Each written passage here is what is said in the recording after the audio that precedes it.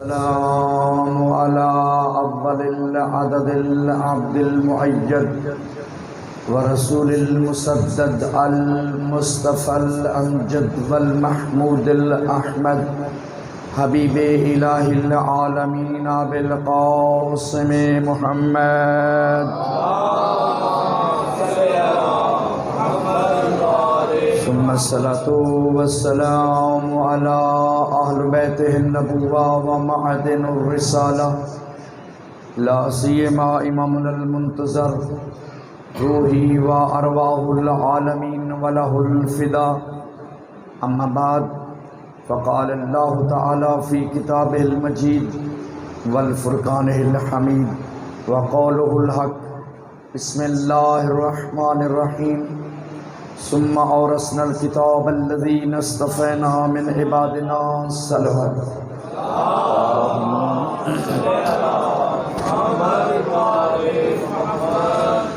بارگاہ رب ذوالجلال میں مسرانہ دعا ہے کہ قدیم الانسان خالق آپ کا صف اعضاء میں آنا ایک اجر عظیم میں تبدیل فرمائے اور بانیان کی صف اعضاء بچھائی بارگاہ سیدہ میں، بارگاہ سرکار ولی عصر میں قبول و منظور فرمائے اور آپ کی سانسوں کی ڈور کو سرکار ولی عصر کے صدقہ میں لمبا فرمائے.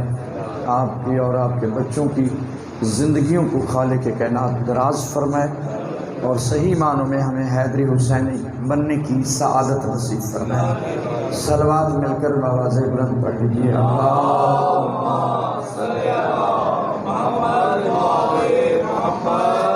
قدیم الاسلام کے احسانات تو لامتناہی ہیں.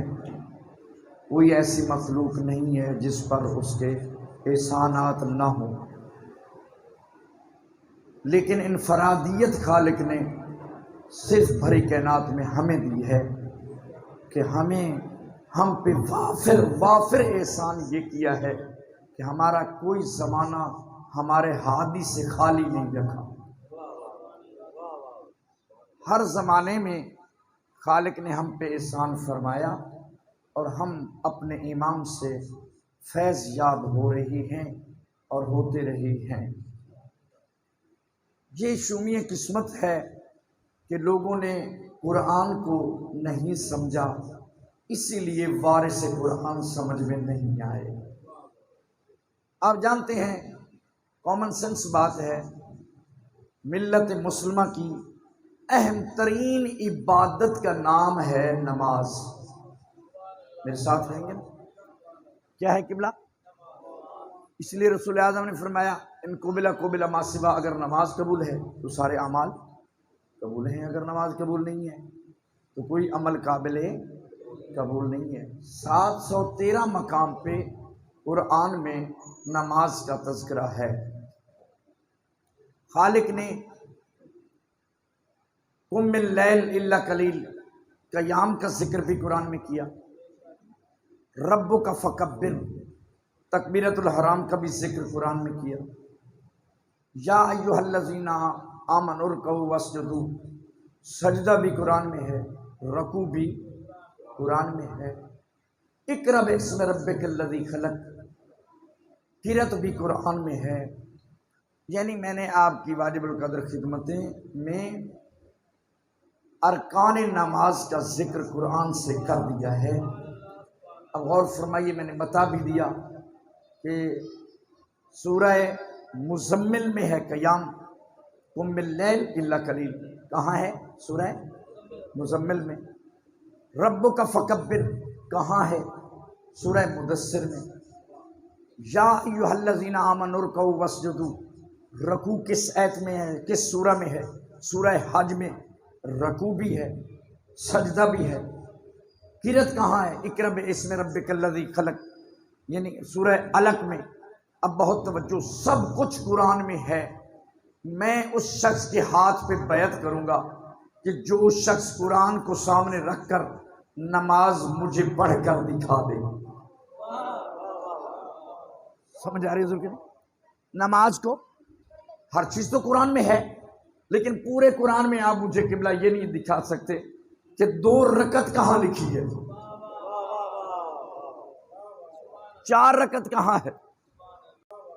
4 رکعت کہاں ہے؟ 3 رکعت کہاں ہے؟ پورے قرآن میں یہ نہیں لکھا۔ سمجھ آ رہی ہے ضرور کہ نہیں؟ کامن سینس بات ہے، مسلمانوں نے ابھی تک یہ فالو نہیں کیا کہ جو ہماری اہم ترین عبادت ہے وہ ہم بغیر وارث قرآن کے ادا نہیں کر سکتے۔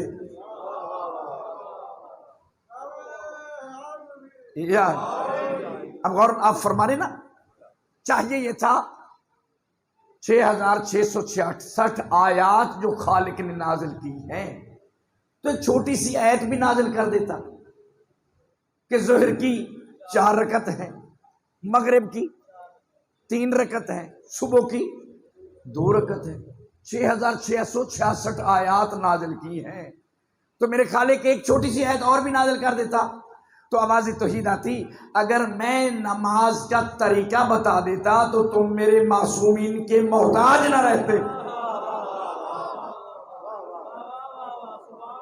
تم رسول کے محتاج نہ رہتے۔ خدا گواہ ہے، بہت توجہ میرے اس جملے پر۔ مجھے ایمان سے بتائیے نماز کہاں سے شروع ہوتی ہے؟ سورہ فاتحہ سے، ایسے نا؟ سورہ فاتحہ سے شروع ہوتی ہے۔ اب نماز پڑھ رہے ہیں، میں کہوں سورہ فاتحہ سے شروع نہ کریں، قرآن کے قلب کا نام ہے سورہ یاسین۔ بولو بھائی، قرآن کے قلب کا نام ہے سورہ، اور قرآن کے جھومر کا نام ہے سورہ رحمان۔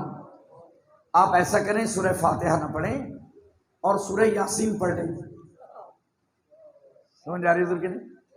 سورہ یاسین سے نماز کی ابتدا کر دیں، سورہ رحمان سے شروع کر دیں۔ کہا جی نہیں کر سکتے۔ بھئی کیوں نہیں کر سکتے؟ اس لیے کہ رسول نے کہا ہے لا فاتحہ لا صلاۃ لا، جہاں فاتحہ نہیں وہاں نماز نہیں۔ یار نماز وہاں نہیں ہے جہاں فاتحہ نہیں، اس کی کوئی نماز نہیں ہے۔ 114 صورتیں ہیں اور 114 کی 14 اللہ نے نازل کی ہے، کسی اور نے نازل۔ سورہ فاتحہ کس نے نازل کی؟ اللہ نے۔ یاسین کس نے نازل کی؟ اللہ نے۔ بہت توجہ میرے اس جملے پر، تعجب آتا ہے لوگوں کی عقلوں پر۔ سورہ فاتحہ بھی اللہ نے نازل کیا، سورہ یاسین بھی اللہ نے نازل کی۔ اللہ کے نازل کردہ سورہ کو تم ہٹا کر اللہ کے ہی سورہ یاسین کو نہیں لا سکتے۔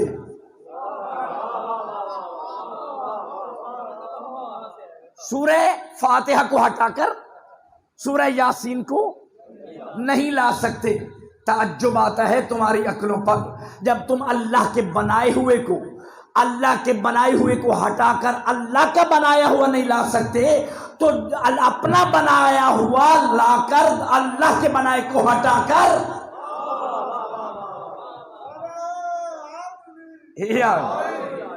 تو جب تمہارے اندر اتنی کیپیسٹی نہیں ہے، یار تمہارے اندر تو اتنی کیپیسٹی نہیں ہے کہ تم اللہ کے بنائے ہوئے کو ہٹا کر اپنے لائے ہوئے کو، بنائے ہوئے کو نہیں لا سکتے۔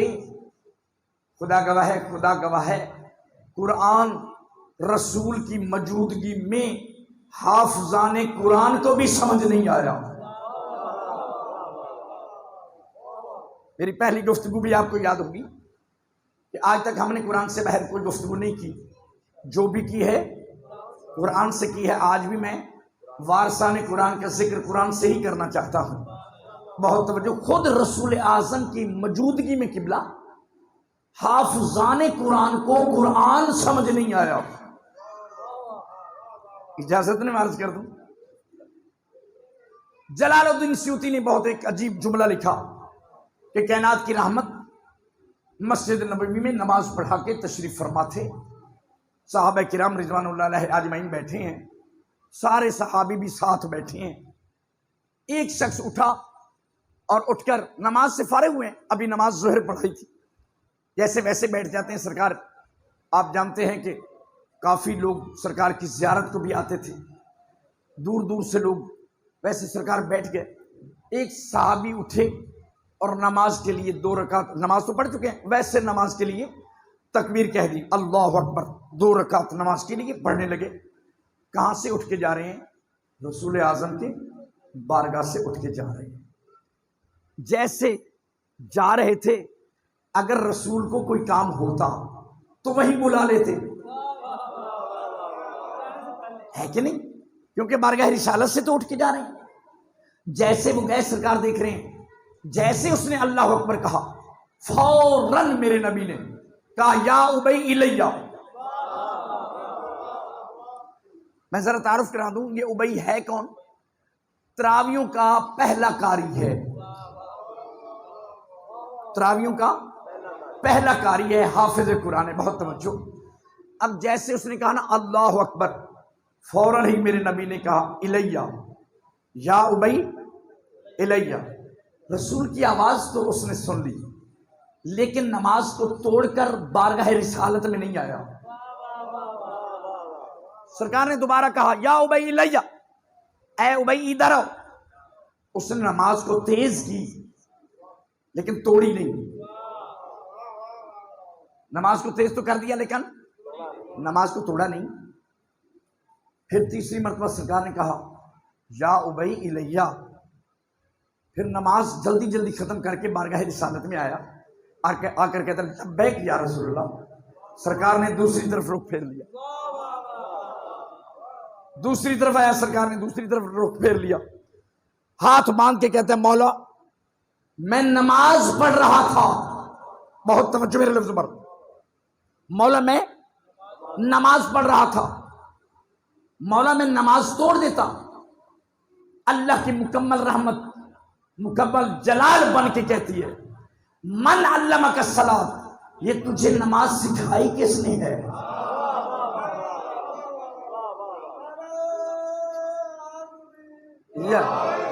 یہ نماز تجھے سکھائی کس نے ہے؟ کہا مولا میں نماز پڑھ رہا تھا۔ بہت توجہ کہ رسول کے زمانے میں بھی حافظ قرآن بھی تھے، لیکن قرآن کو سمجھ نہیں سکے۔ کائنات کی رحمت نے پوچھا اقرأت القرآن، تو قرآن پڑھا ہوا ہے؟ بھائی بات توجہ، بھائی تو قرآن پڑھا ہوا ہے؟ ہاتھ باندھ کے کہتا مولا حافظ قرآن ہوں، حافظ قرآن ہوں۔ اقرأت الحاظل آیا، کیا تم نے یہ آیت پڑھی ہے؟ سرکار نے آیت پڑھی سورہ انفال کی، یا ایھا الذین آمنوا استجیبوا للہ وللرسول اذا دعاکم، جب بھی، جس وقت بھی، جس حالت میں بھی میرا رسول بلائے تو میرے رسول کو لبیک کہو۔ بہت توجہ، کہتے ہیں مولا پڑھتا تو روزانہ تھا ولیکن افہم اليوم، لیکن سمجھا آج ہوں۔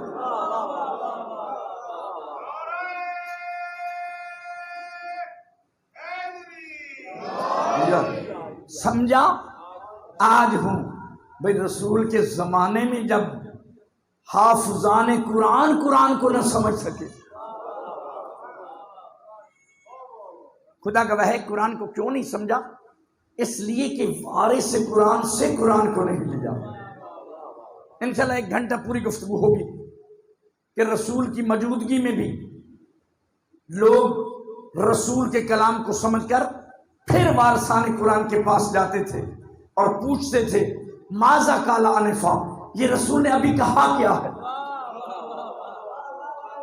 تو کیا یہ قرآن عربی میں ہے نا؟ بولو بھائی، تو نازل کہاں ہوا؟ عرب میں نازل ہوا۔ لیکن بہت توجہ میں عرض کروں گا، یہ وجہ سبب علت کیا ہے؟ قرآن کو کیوں نہیں سمجھا؟ اس لیے جو صفت قرآن کی ہے وہی صفت معصوم کی ہے، اور جو معصوم ہے وہی ہمارا امام ہے۔ جو بھی معصوم ہے وہ ہمارا امام ہے۔ دنیا نے معصوم کو نہیں سمجھا، اس لیے قرآن سمجھ میں نہیں آیا۔ اجازت ہے نا میں امام کے معنی بتا دوں؟ کل میں نے عرض کیا تھا کہ بہت حدیثیں بنائی گئی لیکن آج تک کوئی نہ بنا سکا القرآن مع علی و علی مع القرآن۔ جیسا قرآن ویسا علی، جیسا معصوم ویسا امام۔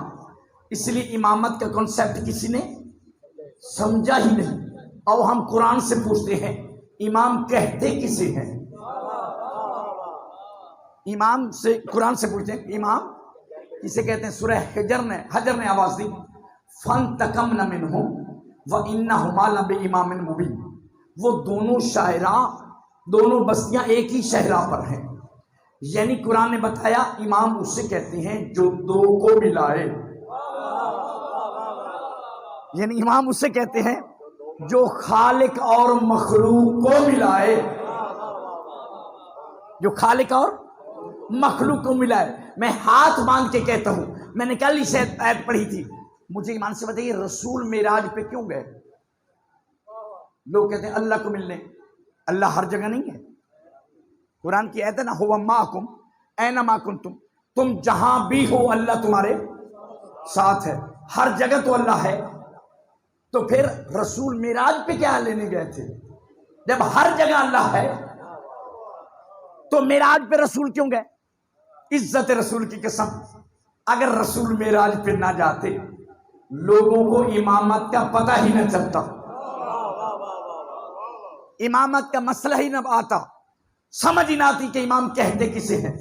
یہی وجہ ہے کہ جب رسول معراج سے واپس آئے تو صحابہ نے پوچھا یا رسول اللہ بِأَيِّ لُغَةٍ خَطَبَ رَبُّكَ فِي لَيْلَةِ الْمِعْرَاجِ، یا رسول اللہ آپ کے ساتھ معراج کی شب میں اللہ نے کس لہجے میں گفتگو کی؟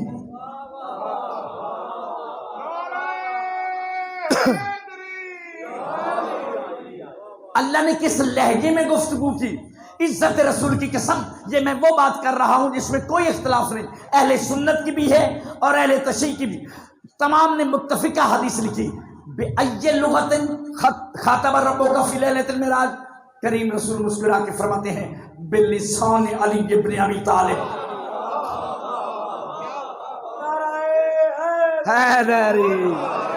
علی کے لہجے میں اللہ نے گفتگو کی۔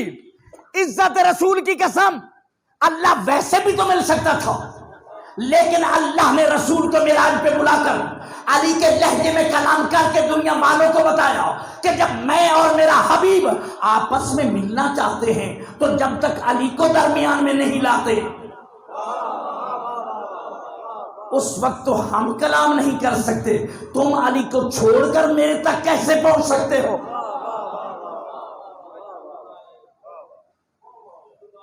سمجھو امام کسے کہتے ہیں۔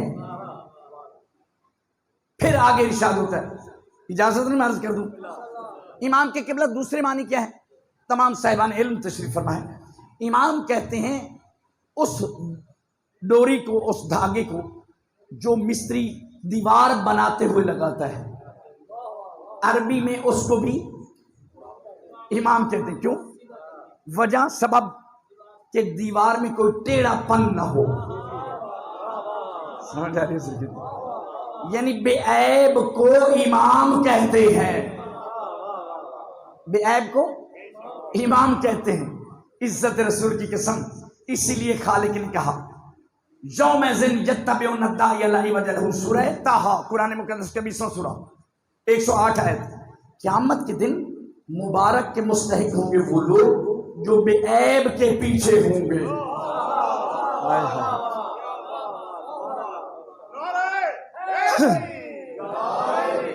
قیامت کے دن مبارک کے مستحق ہوں گے وہ لوگ جو بے عیب کے پیچھے ہوں گے۔ آپ کتنے خوش نصیب ہیں، 14 دیے، 14 کے 14 بے عیب۔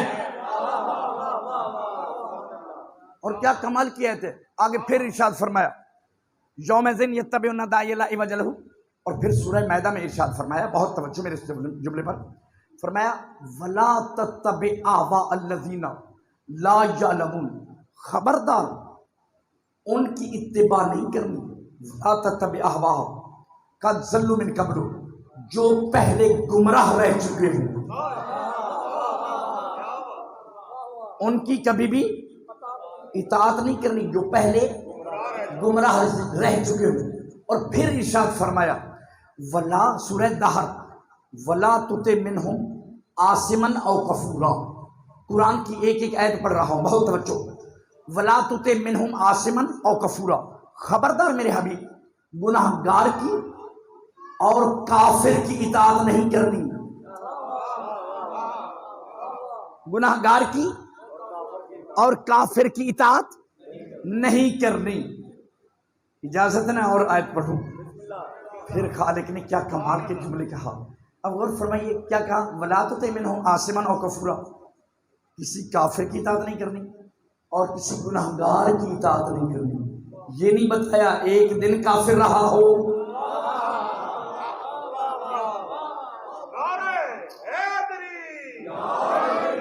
کافر کی اطاعت نہیں کرنی اور گناہگار کی اطاعت نہیں کرنی۔ یہ نہیں کہا کہ کتنے گناہ کیے ہو، جس نے ایک بھی گناہ کیا ہو اس کی اطاعت بھی، یعنی اسے بھی امام نہیں بنانا۔ بہت توجہ۔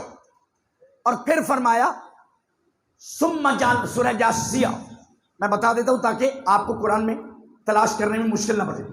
سورہ جاسیہ میں فرمایا ثم جعلناک علی شریعۃ من الامر، میرے حبیب ہم نے تمہارے لیے شریعت بنائی ہے، فتبع، اپنی امت کو کہے اس کی اتباع کریں، اس کی اتباع نہ کرو، ولا تتبع اہواء، جو شریعت کے معاملے میں ولا وہ کچھ نہیں جانتا، ثم جعلناک علی شریعۃ من الامر فتبع ولا تتبع اہواء الذین لا یعلمون، ان کی اتباع نہیں کرنی جو شریعت کے معاملے میں جاہل ہیں۔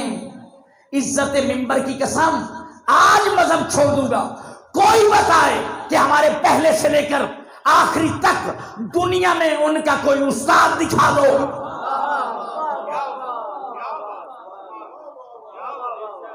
پہلے سے لے کر آخری تک دنیا میں ان کا کوئی استاد دکھا دو، ہم آج مذہب چھوڑنے کو تیار ہیں۔ اگر نہیں تو پھر غور کرو کون ہے جو ہمارے دروازے پہ نہیں آیا، کوئی ایسا تو دکھاؤ۔ چار امام ہیں نا لوگوں کے، ابو حنیفہ، مالک، حنبل، شافعی، یہ چاروں میرے امام کے شاگرد ہیں، میرے امام کسی کے شاگرد نہیں ہیں۔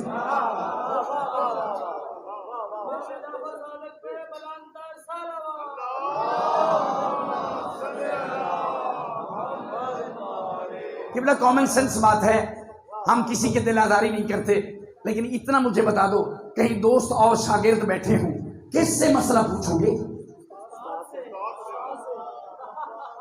پریشان ہو گئے یار، بھائی استاد سے ہی پوچھیں گے نا۔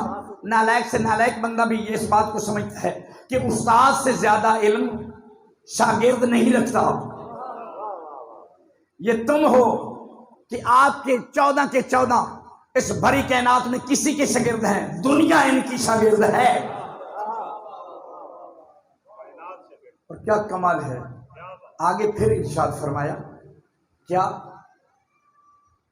وَلَا تُطِعْ مِنْهُمْ کافرین والمنافقین، نہ کافر کی اطاعت کرنی ہے نہ منافق کی اطاعت کرنی ہے۔ میرے ساتھ رہیے یار، کافر کی اطاعت بھی نہیں کرنی اور منافق کی اطاعت بھی نہیں کرنی۔ میں کہوں مولا کافر کا تو پتہ چل جائے، یہ منافق اتنا بد نصیب ہے، اس کا ہمیں پتہ کیسے چلے؟ تو خالق نے کہا بتاتا میں ہوں پہچانو تم، بتاتا میں ہوں پہچانو تم۔ عزت منبر کی قسم، اس لیے خالق نے جب جنگ احد مسلط کی، جنگ احد میں فرمایا کہ جنگ احد پہ جاؤ، جنگ احد سے فارغ ہونے کے بعد، ابھی جنگ پہ گئے نہیں تھے، بدر کے بعد جنگ احد میں گئے نہیں تھے کہ لوگوں نے رسول سے سوالات کرنے شروع کر دیے، مولا ابھی تو جنگ بدر سے فارغ ہوئے، یہ جنگ احد ہم پہ مسلط کیوں ہو رہی ہے؟ بھائی بہت توجہ یار، جنگ احد ہم پہ مسلط کیوں ہو رہی ہے؟ تو آواز توحید آئی، میرے حبیب ما اصحابک یوم التقى الجمعان، یہ تم سے پوچھتے ہیں جنگ احد کیوں واجب ہوئی، یہ جنگ احد کیوں ہوئی، تو ان کو بتا دے وَلِيَعْلَمَ الَّذِينَ آمَنُوا وَلِيَعْلَمَ الَّذِينَ نَافَقُوا، تاکہ میں دیکھ تو لوں کون ہے جو میرے رسول کا ساتھ دے کر مومن بنتا ہے اور کون ہے جو رسول کو چھوڑ کے منافق۔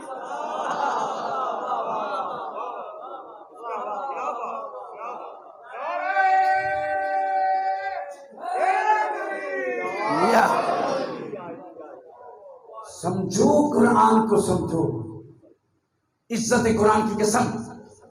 اسی لیے تو اللہ لوگوں کے دلوں کو موڑ سکتا تھا.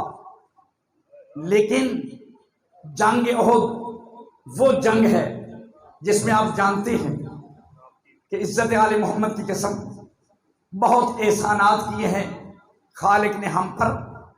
لیکن دنیا کے امام یا دنیا کے جو بھی تھے انہوں نے رسول کو چھوڑا ہے، آپ کے امام نے نہیں چھوڑا. آپ کے امام نے، آپ جانتے ہیں عزت علی کی قسم ساری دنیا چھوڑ کے بھاگ کے چلی گئی تھی. رسول گڑے میں ہیں، جنگ احد نہیں پڑھنا، ایک جملہ دینا ہے، بہت توجہ. رسول گڑے میں گر چکے ہیں، واحد علی ہیں جو 4 محاذوں پر رسول کی حفاظت کر رہے ہیں. 4 محاذوں پر علی رسول کی حفاظت کر رہی ہے. اور ادھر سے نعرہ لگا قد قتل رسول اللہ، سارے چھوڑ کے بھاگ گئے. اپنی طرف سے نہیں، ایک لفظ کہنا. قرآن نے یہی کہا نا میرے حبیب استسعدونا، ان کو وہ وقت یاد دلا جب تجھے چھوڑ کر پہاڑوں پر چل رہے تھے. ولا تلوون علی احد، میرا رسول تمہیں بلا رہا تھا اور تم تو پیچھے مڑ کر بھی نہیں دیکھتے تھے. رسول بہت توجہ، رسول اکرم گڑے میں گرے ہوئے، کافر اتنے قریب آ گئے تھے کہ قریب تلوار چلنی تھی کہ نعوذ باللہ رسول شہید ہو جاتے. لیکن عزت علی کی قسم کائنات کے امیر نے آئے ہیں، ایک ہاتھ پر رسالت کو اٹھایا. 4 محاذوں پر جنگ کر رہے تھے. لیکن جب شیطان نے یہ جملہ کہا قد قتل رسول اللہ، رسول تو شہید ہو گئے، اب تمام بھاگنے والے بھاگ گئے. مجھے تعجب آتا ہے کہ جن کو رسول کی آواز میں اور شیطان کی آواز میں فرق نہیں نظر آتا وہ علی اور امام کو کیا سمجھیں گے.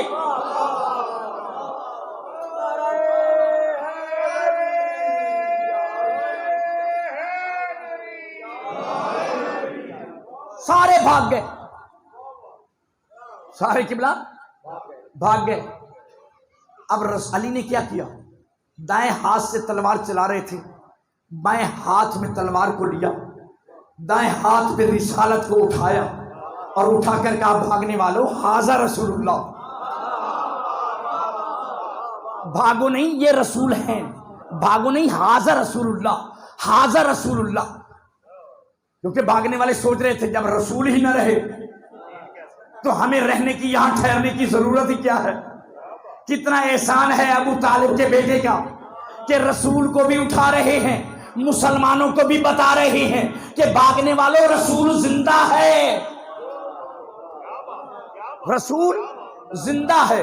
ھذا رسول اللہ.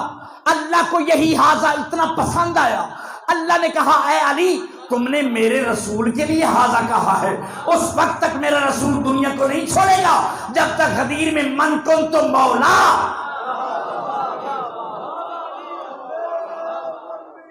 اللہ اکبر. یا رسول اللہ، یا پہچانو علی کو. امام کہتے ہی اسے ہیں کہ جو ہمیشہ حق ہو. اس لیے فرمایا اذا تمت العصمت کلھا حق، جو جس کی عصمت مکمل ہو جاتی ہے. اذا کانت العصمت، جب عصمت مکمل ہو جاتی ہے تو شاہ ولی اللہ نے لکھا اس کا ہر فعل حق ہوتا ہے. اور پھر آگے فرمایا اس سے مطلب یہ نہیں ہے کہ حق اس کے، حق وہ ولی یا وہ علی یا وہ معصوم حق کے پیچھے بھاگتا ہے، نہیں، بلکہ حق اس کے پیچھے ہوتا ہے. حق اس کے پیچھے ہوتا ہے. قبلہ ایمان سے بتائیے، مجھے ایمان سے بتائیے، جتنے بھی فرقے بنے ہوئے ہیں کس لیے؟ جنت کے لیے نا، ایسے کہ نہیں؟ مرکز تو ایک ہی ہے. جتنے فرقے بنے ہیں خدا گواہ آج بھی کسی کو علم ہو جائے کہ جس فرقے میں میں ہوں اس نے جنت میں نہیں جانا،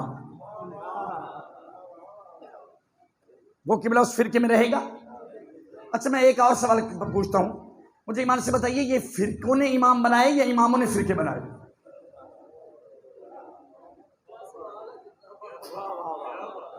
فرقوں نے امام بنائے ہیں یا اماموں نے فرقے بنائے ہیں؟ قبلہ جتنے جتنے امام بنتے گئے، بولو یار، اتنے اتنے فرقے بنتے گئے۔ یہ تو خالق کا احسان ہم پہ ہے، لوگوں کے جتنے فرقے اتنے امام، ہمارے فرقے 12 ہیں، امام ایک ہے۔ ہمارے فرقے 12 ہیں، امام ایک ہے۔ عزت امام کی قسم، یہ جتنے فرقے بنے ہیں صرف جنت کے لالچ میں بنے ہیں۔ جنت ملنی کس کو ہے؟ آؤ قرآن سے پوچھتے ہیں، آؤ ہم قرآن سے پوچھتے ہیں، آؤ قرآن سے پوچھتے ہیں۔ سورہ اعراف، قرآن مقدس کا 7واں سورہ، خالق نے کہا فمن ثقلت والوزن یومئذ الحق، قیامت کے دن میزان حق ہے، میزان حق ہے۔ فمن ثقلت موازینہ فاولئک هم المفلحون، جس کے اعمال کا پلڑا بھاری ہوگا وہ جنت میں جائے گا۔ ومن خفت موازینہ، اور جس کے اعمال کا پلڑا ہلکا ہوگا وہ جہنم میں جائے گا۔ ایسے ہی ہے نا قبلہ؟ یہ آیت ہے، روایت نہیں۔ میں کچھ اور بھی پڑھ سکتا تھا، لیکن اس منبر پہ وعدہ کیا ہے کہ قرآن سے باہر نہیں جاتا۔ اب بہت توجہ، جب یہ آیت نازل ہوئی صحابہ کرام بارگاہ رسالت میں آئے، ہاتھ باندھ کے کھڑے ہو گئے، مولا عجیب بات ہے، ہم تو دنیا میں دیکھتے ہیں جیسے جنس بدلتی ہے ویسے میزان بدل جاتا ہے،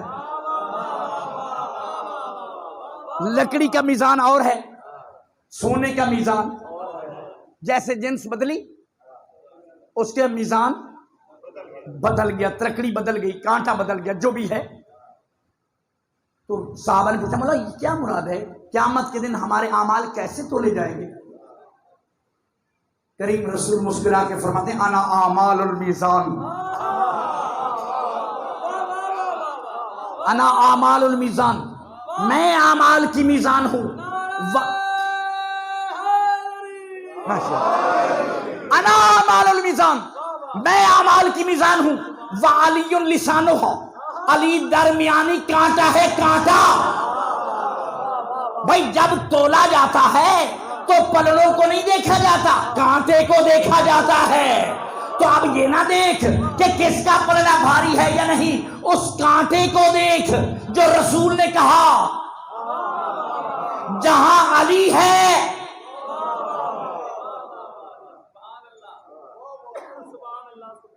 والوزن یومئذ الحق فمن ثقلت موازینہ۔ پوری کائنات جنت کے پیچھے بھاگ رہی ہے۔ آؤ آج میں مسلمانوں کے خلیفہ اول سے نہ پوچھوں، مسلمانوں کے خلیفہ اول نے کہا، جب سارے مل کر خلیفہ اول کے پاس گئے، بھئی ہم نے تو جنت میں جانا ہے، خلیفہ صاحب کیسے جائیں؟ سمجھ آ رہی ہے ادھر کے نہیں؟ کہہ سکتے تھے میں خلیفہ اول ہوں، میں رسول کے منبر پہ بیٹھا ہوں، میری اطاعت کرو۔ عزت منبر کی قسم، یہ خیروں نے نہ لکھا ہوتا تو ہم بیان ہی نہ کرتا۔ یہ ہمارے مذہب کی کتاب ہی نہیں، انہوں نے لکھا۔ کیا لکھا؟ حضرت ابوبکر نے فرمایا حب علی جواز الجنہ، علی کی محبت جنت کا پاسپورٹ ہے۔ ماشاءاللہ، علی کی محبت جنت میں جانے کا جواز الجنہ۔ بہت توجہ، میں نے جواز اس لیے استعمال کیا کہ آپ میں سے جتنے حضرات بیرون ملک جاتے ہیں، جو ان کے ہاتھ میں پاسپورٹ ہوتا ہے اس پہ لکھا ہوتا ہے جواز، ہے نا؟ اس کے اوپر کیا لکھا ہے؟ جواز۔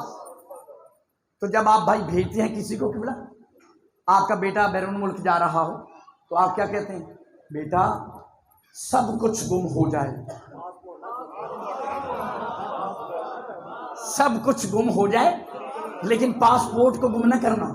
بستر گم ہوتا ہے، ہونے دینا، دولت گم ہوتی ہے، ہونے دینا، لیکن پاسپورٹ گم نہ ہو۔ اگر پاسپورٹ گم ہو گیا تو اپنے ملک کی پولیس بھی ہاتھ کڑی لگائے گی اور آگے والے ملک کی بھی پولیس ہاتھ کڑی لگائے گی۔ ہم تو 1400 سال سے کہہ رہے ہیں علی ہے جنت کا پاسپورٹ. اگر کری علی کی محبت دل میں لے کر قبر میں نہیں پہنچو گے تو قبر کے فرشتے بھی ماریں گے, جہنم کے فرشتے بھی ماریں گے.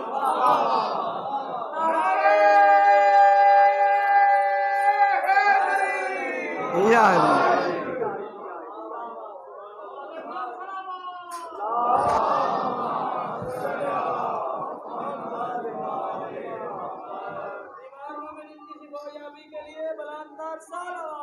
اللہم صلی اللہ. سمجھ آ رہی ہے حضور کے لیے؟ دنیا نے قرآن کو نہیں سمجھا اس لیے کہ ایمان کو نہیں سمجھا. ایمان سمجھتے کہ قرآن سمجھ میں آ جاتا. اب اجازت ہے میں بتاؤں قرآن میں تیسرا امام کا معنی کیا ہے؟ کعبے کو بھی امام کہتے ہیں. کعبے کو بھی, اس لیے پوری دنیا کعبے جاتی ہے. خانہ کعبہ پوری کائنات جاتی ہے, کعبہ کسی کے پاس چل کے نہیں جاتا. پورا کعبہ, بہت توجہ, پوری کائنات کعبے سے ہدایت لینے جاتی ہے, کعبہ کسی کے پاس چل کے. اس لیے قبلہ تیسرا امام کا معنی کعبہ. کافی حدیثیں بنائی, میں نے کل بھی عرض کیا تھا, جس کے پیاز بھی نہیں بکتے تھے نا وہ حدیث بنوا لیتا تھا.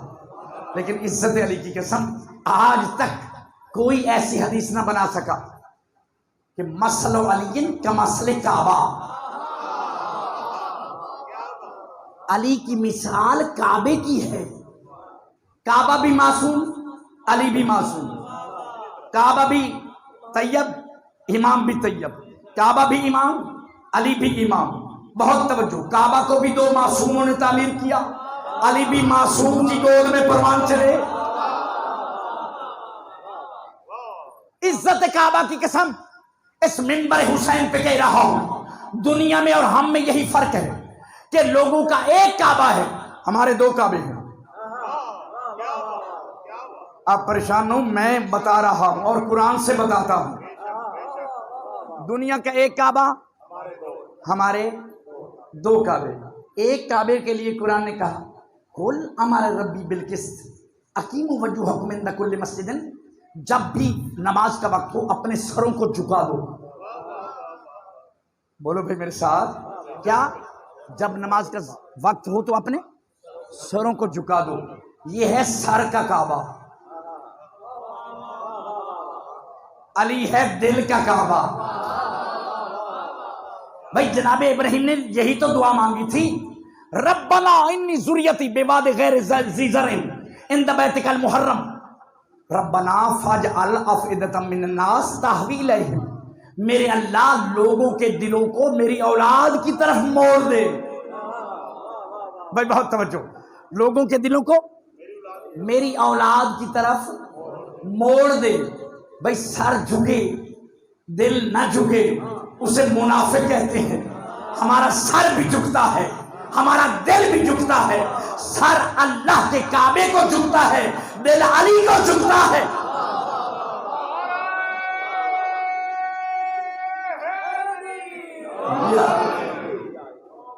کیا پہچانے علی کو دنیا؟ یہ ہم نے حدیث نہیں بنائی.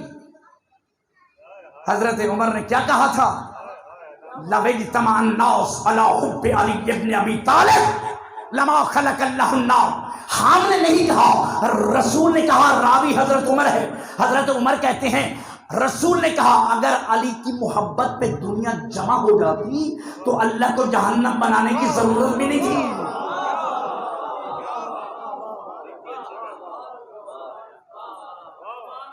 پہچانو علی کو. اگر علی سمجھ میں آ جاتے تو خدا گواہ ہے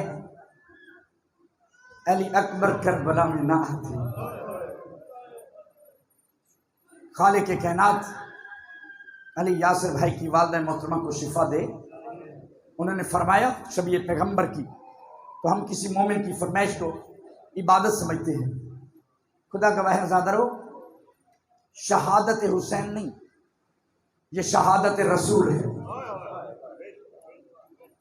کربلا میں یہ شہادت رسول ہے. آپ جانتے ہیں کربلا میں علی کی نمائندگی کس نے کی؟ جناب عباس نے۔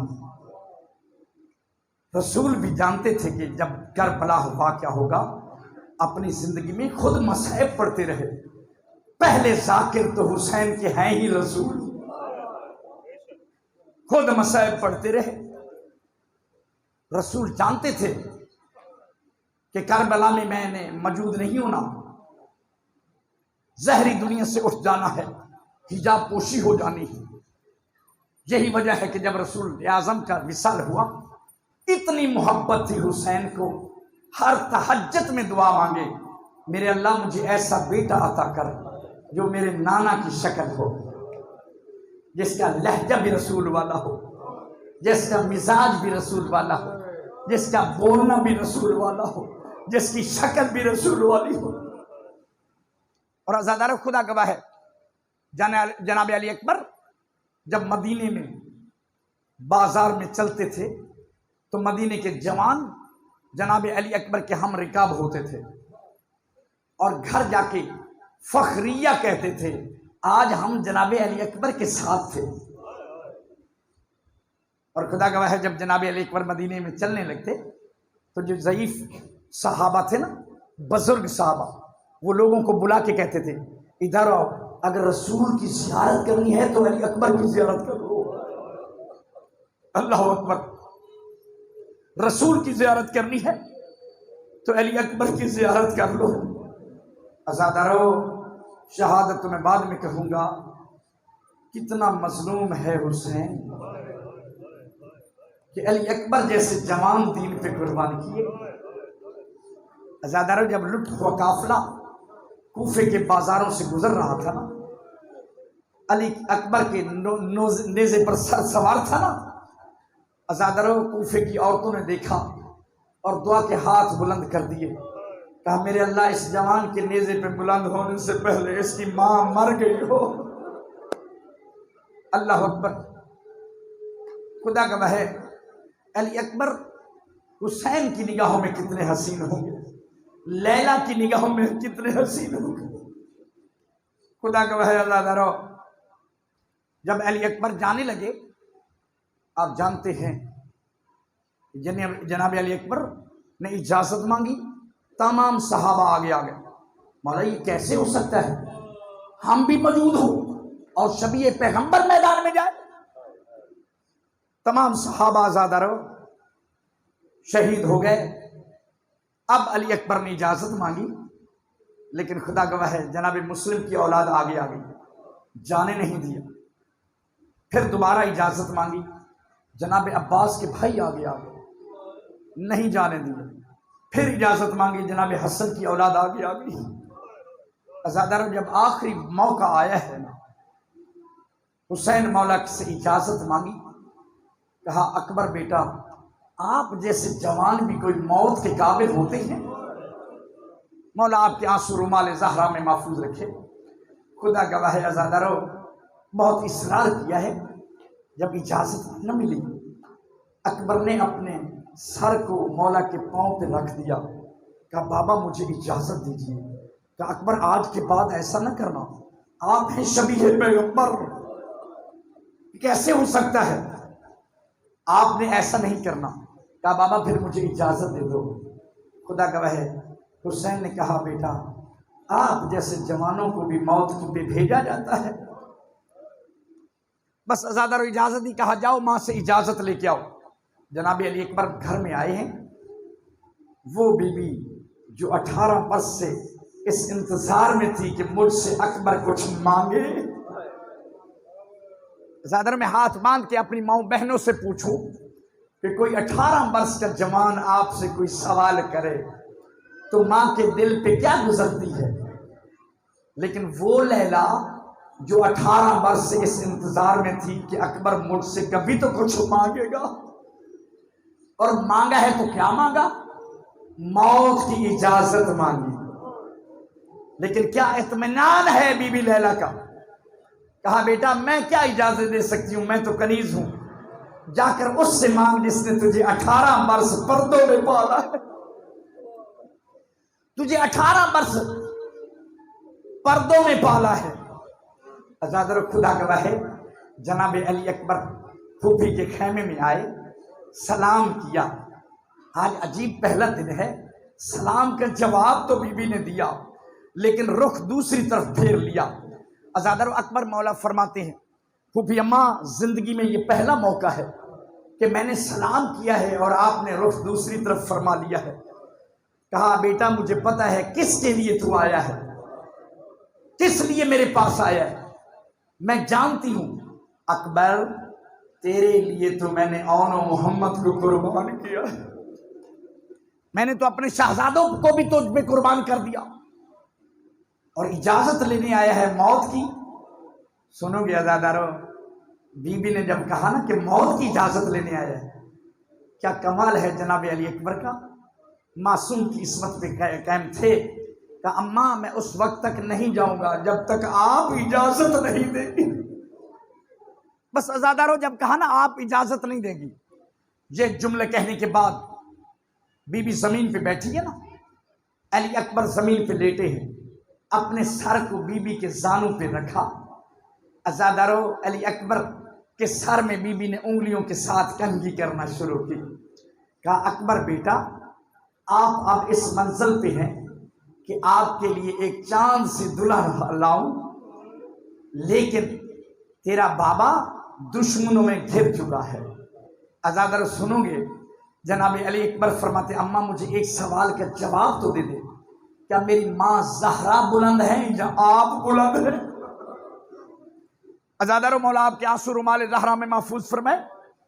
ये कहना था कि बीबी ने कहा कहाँ की बात कर रहे हो अकबर, कहाँ शबाब अहलल जन्ना, कहाँ सैयद शबाब अहलल जन्ना बीबी, कहाँ जन्नत की औरतों की सरदार शाफी माशर बीबी, कहाँ मैं कनीज। कहा अम्मा फिर इतना मुझे बता दे, अगर मेरा बाबा हुसैन शहीद हो गया और क़यामत के दिन आपसे अम्मा ज़हरा ने पूछ लिया कि ऐ ज़ैनब तुमने अकबर को बचा के रखा और मेरा हुसैन ज़िबा होता रहा। अज़ादर उठा हुसैन, अकबर पेशानी चूमी, सीने से लगाया। कहा अकबर तू ही माँ को लाजवाब कर सकता है, अब जाओ मैदान की तरफ। खुदा गवाही दो शहीद मक्तल ने लिखा ऐसे हैं, एक हुसैन और एक अकबर। ज़्यादा जब खेमे से गए हैं ना, हर शहीद के शहीद होने के बाद मातम हुआ है, लेकिन अकबर वो मजलूम है कि अकबर खेमों में नहीं चल रहा था, अकबर का जनाजा चल रहा था। अज़ादर ये कोई आम मसहब नहीं हो रहा। सरकार इमाम मूसा काज़िम अलैहिस्सलाम मजलिस में बैठे थे, जनाब अकबर के मसहब हो रहे थे, धाड़े मार मार कर मेरे इमाम रो रहे थे। साथ अबू बसीर बैठे थे। कहा अबू बसीर रो नहीं रहा? कहा मौला रो रहा, रुमाल पेश कर दिया। कहा नहीं ऐसे न रोया कर, ऐसे रोया कर जैसे मेरी माँ ज़हरा जन्नत में रोती है, ऐसे रोया कर जैसे मेरी माँ ज़ैनब जन्नत में रोती है, गिरिया के साथ रोया कर। बस अज़ादारो इधर से इजाजत मिली, हुसैन ने घोड़े पर सवार किया। खुदा गवाह कोई बीबी ऐसी नहीं थी, कभी कोई फूफो आ जाती है, कभी बहन आ जाती है, कभी माँ आ जाती है। मक्तल लिखता है 70 मरतबा अज़ादरो पर्दा उठा भी है, 70 मरतबा गिरा भी है। आखिरी मरतबा जब वो जाने लगे है ना, हुसैन ने अज़ादरो आगे लगाम पकड़ी हुई है, कहा बाबा मुझे मैदान में तो जाने दो। लगाम छोड़ी है। खुदा गवाह घोड़े थोड़े कदम बुलंद किए हैं, तेज किए हैं कि अब्बा अकबर ने महसूस किया कि पीछे कुछ आ रहा है, कोई आ रहा है। पीछे मुड़ के जो देखा तो बाबा जैसे घोड़ा तेज हो रहा है, बाबा के कदम भी उठ रहे हैं, हाथ बांध के क्या बाबा ये हैवान है, मैं मक्तल जा रहा हूँ, मैं मैदान में जा रहा हूँ। बस अज़ादारो मौला आपको हर गम से महफूज रखे। जैसे अकबर ने ये कहा अकबर एक मर्तबा घोड़े से जमीन पे उतरा, मुझे अपने सीने का बोसा तो दे दे। बस अज़ादारो एक मर्तबा घोड़े से जमीन पर उतरे हैं। हुसैन ने गले लगाया और एक जुमला कहा کہا اکبر تیرا جوان کوئی ایسا بیٹا ہوتا تجھ سے اجازت مانگتا پھر میں دیکھتا تو کتنا صبر کرتا ہے۔ کہا بابا میں نے جانا ہے میدان میں۔ بس اکبر میدان میں سوار ہو کر جانے لگے۔ خدا گواہ ہے جہاں جہاں اکبر جاتے ہیں نا وہاں وہاں حسین کی نگاہ ہے۔ دروازے پر بی بی فضہ تھی، اندر بی بی زینب تھی۔ کہا اماں فضہ ذرا دعا مانگ، میرے اللہ تجھے یعقوب کو یوسف ملانے کا واسطہ ہے، ایک مرتبہ اکبر کو خیمے میں واپس پلٹا، میرا حسین بھیا مر جائے گا، اکبر سے پہلے ہی شہید ہو جائے گا۔ بس عزادارو ایک مرتبہ اکبر خیمے میں دوبارہ آئے، واپس آئے۔ کہا بابا میں نے کتنے لائنوں کو وصل جہنم کیا ہے، 130 لائنوں کو وصل جہنم کر کے آیا ہوں، بابا میری کیسی جنگ ہے؟ خدا گواہ ہے جب ضعیف باپ جوان بیٹے کی تعریف کرتا ہے نا تو بیٹے پہ کیا گزرتی ہے۔ کہا بابا اگر مجھے ایک گھونٹ پانی مل جائے نا تو میں ان دشمنوں کی نسلوں کو ختم کر دوں۔ عزادر حسین کے پاس پانی تو تھا نہیں، اپنی زبان اکبر کے منہ میں دی۔ اکبر نے فوراً اپنی زبان منہ سے نکالی اور کہا بابا آپ کی زبان تو میری زبان سے بھی زیادہ خشک ہے۔ اللہ اکبر۔ کہا اکبر یہ انگوٹھی اپنے منہ میں رکھ لے۔ اکبر نے انگوٹھی منہ میں رکھی، دوبارہ میدان میں گئے۔ عزادر خدا گواہ ہے خدا لعنت کر ابن سعد پہ، یہ کمینہ کہتا ہے اگر اس انداز سے اکبر سے تم لڑتے رہے تو تمہاری نسلیں ختم ہو سکتی ہیں، تم اکبر کو شہید نہیں کر سکتے۔ بس عزادر اس کمینے نے کہا چاروں طرف سے حملہ کرو۔ عزادر چاروں طرف سے حملہ ہوا۔ ایک کمینے نے ایسا نیزہ مارا جو علی اکبر کے سینے میں لگا۔ عزادر علی اکبر گھوڑے پہ سنبھل نہیں سکے، گرتے ہوئے یہی ایک جملہ کہا بابا میرا آخری سلام۔ عزادر ہر شہید گرتے ہوئے کہتا تھا یا مولا میری مدد فرمائیے۔ اکبر نے یہ مدد کے لیے جملہ نہیں کہا، صرف کہا بابا میرا آخری سلام ہو۔ اکبر سمجھ چکے تھے صبح عاشور سے عصر عاشور تک اب میرا بابا لاشیں اٹھا کے تھک چکا ہے۔ بس عزادر یہ جیسے کہا تو اب حسین نے کہا اکبر کہاں گرے ہو؟ میری آنکھوں کا نور ختم ہو گیا ہے، اب دنیا بعد کلافا مجھے کچھ نظر نہیں آتا۔ عزادر حسین منہ کے بل زمین پہ گرے، پھر اٹھے، پھر گرے، پھر اٹھے۔ عزادر مقتل لکھتا ہے حسین اکبر کے لاشے پہ ایسے پہنچے ہیں جیسے 6 ماہ کا صغیر، 6 ماہ کا بچہ پہنچتا ہے۔ اکبر کی لاشے پہ پہنچے ہیں، ابھی کچھ رمق باقی تھی۔ عزادر اکبر کے رخسار پر اپنا رخسار رکھا۔ اکبر نے کہا بابا میرے سینے میں برچی کا پھل اس ظالم نے توڑ دیا ہے، مجھے بہت تکلیف ہے، میرے سینے سے برچی کا پھل نکال۔ عزادر حسین نے کہا اچھا یہ بھی امتحان میرے ہاں ہے، اور مدینے کی طرف رخ کیا۔ کہا نانا رسول ذرا نانا ابراہیم کو تو بلاؤ، میں اکبر کے سینے سے برچی نکال رہا ہوں۔ عزادر حسین نے ایک ہاتھ برچی میں رکھا، ایک ہاتھ سینے پہ رکھا۔ عزادر حسین کا ہاتھ برچی میں نہیں آیا کہ پورے کربلا میں زلزلہ آیا، ادھر برچی کا پھل کھینچا، عزادر ادھر علی اکبر کا کلیجہ باہر آیا۔ الا لعنت اللہ علی القوم الظالمین۔